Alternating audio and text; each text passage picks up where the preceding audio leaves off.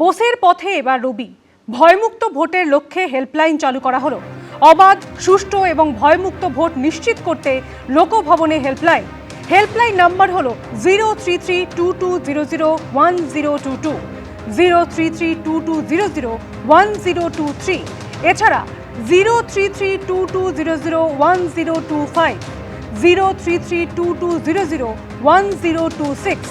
এছাড়া আরও তিনটি হেল্পলাইন নাম্বার রয়েছে 03322001027, 03322001028, এছাড়া 03322001029।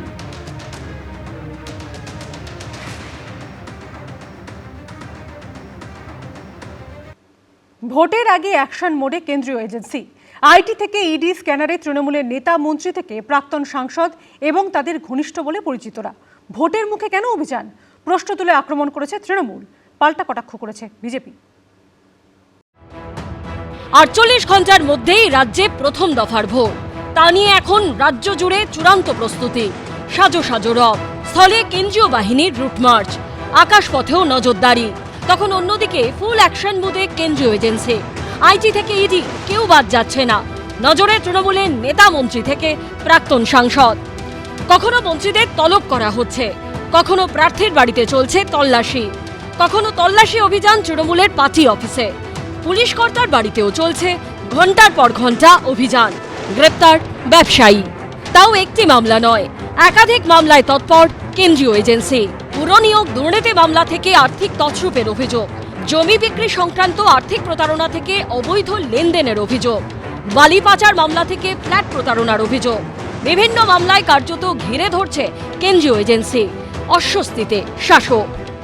তুমি পলিটিক্যালি লড়তে পারো না, পুলিশকে দিয়ে প্ল্যান করে গ্রেফতার করানোর ধান্দাবাজি করছো। নির্লজ্জ বেহায়া দল বিজেপি। কোটি কোটি টাকা আর্থিক তছরূপের অভিযোগে 1 এপ্রিল একই সঙ্গে বালিগঞ্জে ব্যবসায়ী বিশ্বজিৎ পোদ্দার ওরফে সোনা পাপ্পুর বাড়ি, বালিগঞ্জে সান এন্টারপ্রাইজের অফিস এবং বেহালায় ওই সংস্থার এমডি জয়েস কামদারের বাড়িসহ 10 জায়গায় তল্লাশি চালায় ইডি। রবিবার গ্রেপ্তার করা হয় সেই কামদারকে। ওই দিনই বালিগঞ্জের ফান রোডে কলকাতা পুলিশের ডেপুটি কমিশনার শান্তনু সিনহা বিশ্বাসের বাড়িসহ জোড়া ঠিকানায় প্রায় 21 ঘন্টা তল্লাশি চালায় ইডি। তার ছেলে শিক্ষা প্রতিষ্ঠানেও যান কেন্দ্রীয় তদন্তকারীরা। সোমবার বাবা ও ছেলেকে তলব করা হলেও তারা হাজিরা দেননি। আবার কয়লা পাচার মামলায় বুধবার শান্তনু সিনহা বিশ্বাসকে তলব করেছে ইডি। গত শুক্রবার জমি বিক্রি সংক্রান্ত আর্থিক প্রতারণার মামলায় রাসবিহারী কেন্দ্রের তৃণমূল প্রার্থী দেবাশিস কুমারের বাড়িতে দীর্ঘক্ষণ তল্লাশি চালায় আয়কর দপ্তরের অফিসাররা। অন্য একটি মামলায় মমতা বন্দ্যোপাধ্যায়ের অন্যতম প্রস্তাবকের বাড়িতেও পৌঁছে গিয়েছিল আইটি টিম। পুরনিয়োগ দুর্নীতির মামলায় বারবার তলব করা হলেও হাজিরা দেননি দমকল মন্ত্রী সুজিত বসু এবং খাদ্যমন্ত্রী রথীন ঘোষ।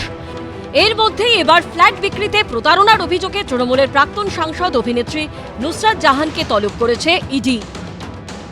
বিগত 15 বছরে কয়েক কোটি থেকে শুরু করে কয়েকশো কোটি, কয়েক হাজার কোটি টাকার মালিক হয়েছে। যে সোনা পাপ্পুর নাম এসেছে, তোলাবাজি করে, নদী পাচার, এই বালি পাচার কাণ্ডে জড়িত, নানা রকমের অভিযোগ তৃণমূল কংগ্রেসের নেতাদের বিরুদ্ধে আছে। কোথাও কয়লা পাচারের অভিযোগ আছে, কোথাও স্কোয়ার ফুটে স্কোয়ার ইঞ্চিতে টাকা নেওয়ার অভিযোগ আছে। এদের বিরুদ্ধে সিবিআই ইডি হবে না তো কার বিরুদ্ধে হবে? স্বাভাবিকভাবে চোরেদের বিরুদ্ধে ইডি সিবিআই হবে। ওই যেটা হচ্ছে খুব স্বাভাবিকভাবে হচ্ছে। এর সাথে ভোটের সম্পর্ক কি? ভোট হয়ে যাওয়ার পরেও হবে। এরই মধ্যে ভোটের আগে 800 জন তৃণমূলের নেতা, বিধায়ক ও কাউন্সিলরকে গ্রেপ্তারির আশঙ্কায় হাইকোর্টে মামলা করেছেন তৃণমূল সাংসদ ও আইনজীবী কল্যাণ বন্দ্যোপাধ্যায়। বৃহস্পতিবার এই মামলার শুনানির সম্ভাবনা রয়েছে। হিন্দল দে ও মুন্না আগরওয়ালের রিপোর্ট, এবিপি আনন্দ। ভোটের মুখে এবার তৃণমূলের প্রাক্তন সাংসদ নুসরাত জাহানকে তলব করল ইডি। অভিযোগ, 2013-14 সালে রাজারহাটে ফ্ল্যাট তৈরির জন্য 429 জনের কাছ থেকে 23 কোটিরও বেশি টাকা নেয় 7 সেন্স ইনফ্রাস্ট্রাকচার প্রাইভেট লিমিটেড। অভিযোগকারীদের দাবি, 9 বছরেও তারা কেউ ফ্ল্যাট পাননি। নিশ্চিন্তে ঘুমোতে যান, শান্তিতে মায়ের কোলে। কাউন্টিং এর প্রথম দিকে দেখাবে বিজেপি জিতছে, আর সূর্যাস্ত হবে, ওদের বিদায়াস্ত হবে। चुनाव के बाद तुरंत ममता दीदी अपनी जगह भाईपो को बिठाने वाली है, भाईपो को। आपका सपना पूरा नहीं होगा, भाईपो कभी मुख्यमंत्री नहीं बन पाए। ভোটের মুখে তেড়ে ফুঁড়ে নেমেছে কেন্দ্রীয় এজেন্সি। আর্থিক প্রতারণা মামলায় মেয়র পরিষদ ও রাসবিহারীর তৃণমূল প্রার্থী দেবাশিস কুমারকে জিজ্ঞাসাবাদ। পুরসভায় নিয়োগ দুর্নীতি মামলায় বিধাননগরের তৃণমূল প্রার্থী সুজিত বসু ও মধ্যমগ্রামের তৃণমূল প্রার্থী ও বিদায়ী খাদ্যমন্ত্রী রথীন ঘোষকে তলবের পর এবার ইডির স্ক্যানারে বসিরহাটের প্রাক্তন তৃণমূল সাংসদ নুসরাত জাহান। 2023 সালের একটি মামলায় বুধবার তাকে তলব করেছে এনফোর্সমেন্ট ডিরেক্টরেট।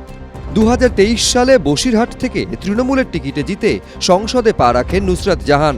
4 বছরের মাথায় তার বিরুদ্ধে কোটি কোটি টাকার দুর্নীতির অভিযোগ ওঠে। অভিযোগকারীদের দাবি 2013-14 সালে রাজারহাটে ফ্ল্যাট তৈরির জন্য 429 জনের কাছ থেকে 5,55,000 টাকা করে নেয় 7 সেন্স ইনফ্রাস্ট্রাকচার প্রাইভেট লিমিটেড নামে একটি সংস্থা। ফ্ল্যাট তৈরির জন্য ওই সংস্থা মোট 23,80,95,000 টাকা তোলে, কিন্তু 9 বছরেও তারা কেউ ফ্ল্যাট পাননি বলে অভিযোগ। উল্টে তাদের টাকা দিয়ে ওই সংস্থার অন্যতম ডিরেক্টর নুসরাত জাহান ফ্ল্যাট কিনেছেন বলে চাঞ্চল্যকর অভিযোগ ওঠে। প্রতারণার অভিযোগে নুসরাতের বিরুদ্ধে ইডির কাছে অভিযোগ জানান বিজেপি নেতা শঙ্কুদেব পণ্ডা। এত মানি সাইফনিং হয়েছে, অবিলম্বে এটাতে হচ্ছে ইডির এনকোয়ারি প্রয়োজন। আমরা কমপ্লেন করেছি ইডিতে, আমরা ওয়েট করছি। যদি আগামী 2 দিন 3 দিনের মধ্যে অ্যাকশন না হয়, then will move to the court. দুর্নীতির সাথে আমি 300% বলতে পারি এবং চ্যালেঞ্জ করে বলতে পারি, যদি আমার কোনো ত্রুটি ভুল আপনারা দেখাতে পারেন, আপনারা যা বলবেন তাই, because this matter is pending in court এবং আমি এটার সাথে কোনোভাবেই জড়িত নই। নুসরাত যদি কোথাও ডিরেক্টর হয়ে থাকে, সেরকম ডিরেক্টর তো অনেক আছে, অনেক লেভেলে ভর্তি ভর্তি। ওদের মধ্যে একজন সাংসদ আছে, তার বিরুদ্ধে অনেক কমপ্লেন দেওয়া সত্ত্বেও ইডি কিছু করেনি। আমি আর নামটা বলবো না, কারণ কমপ্লেনগুলো ওরা করছে, আমি বলবো না। চিট ফান্ডের সাথে যুক্ত ছিল, চিট ফান্ডের মালিকের সাথে বিদেশে ঘুরতে গিয়েছিল, সব তথ্য তাদের বিরুদ্ধে থাকা সত্ত্বেও তাদের কেন ডাকা হয় না? 2023-এর 12 সেপ্টেম্বর সিজিও কমপ্লেক্সে নুসরাতকে প্রায় 6.5 ঘন্টা ধরে জিজ্ঞাসাবাদ করে ইডি। 2024 জানুয়ারিতে আলিপুর আদালতেও হাজিরা দেন প্রাক্তন তৃণমূল সাংসদ। এবার প্রথম দফার বিধানসভা ভোটের আগের দিন ফের তাকে ডেকে পাঠালো ইডি। অমিত শাহ বলে দিয়েছেন পুরো চাপ দাও। ইডির লোকজন যারা তদন্ত করে তাদের মাথার চুল খাড়া হয়ে গেছে। তারা সব ফাইল বার করছে, পুরনো ফাইল আছে, কোথাও কার সঙ্গে কাকে জোড়া যায়, কার সঙ্গে কিসে জোড়া যায় করে তারা করছে। ইলেকশন হয়ে যাবে, মমতা বন্দ্যোপাধ্যায় ক্ষমতায় আসবেন, আপনারা দেখবেন সব আবার ঠান্ডা জলে ঠান্ডা হয়ে গেল। সমন দেওয়ার যখন সময় হয় সমন দেবে, যাদের বিরুদ্ধে মামলা আছে তারা সমন পেয়ে ইডির কাছে যাবে, ইডিকে বলবে যে তারা আদৌ জড়িত কি জড়িত না। ইডি ডেকেছে মানে সে অপরাধী এরকম তো নয়, আমরা সেটা বলছি না। সূত্রের খবর, তাকে দিল্লিতে জিজ্ঞাসাবাদের আর্জি জানিয়েছেন নুসরাত জাহান। তবে ইডির তরফে তার আর্জি খারিজ করে সিজিও কমপ্লেক্সে হাজিরা দিতে বলা হয়েছে বলে খবর সূত্রের। এ বিষয়ে প্রতিক্রিয়ার জন্য নুসরাত জাহানের সঙ্গে যোগাযোগ করা হলেও ফোন ধরেননি তিনি। প্রকাশ সিনহা, আবির দত্ত, মুন্না আগ্রওয়াল, এবিপি আনন্দ। এবিপি আনন্দ, এগিয়ে থাকে, এগিয়ে রাখে।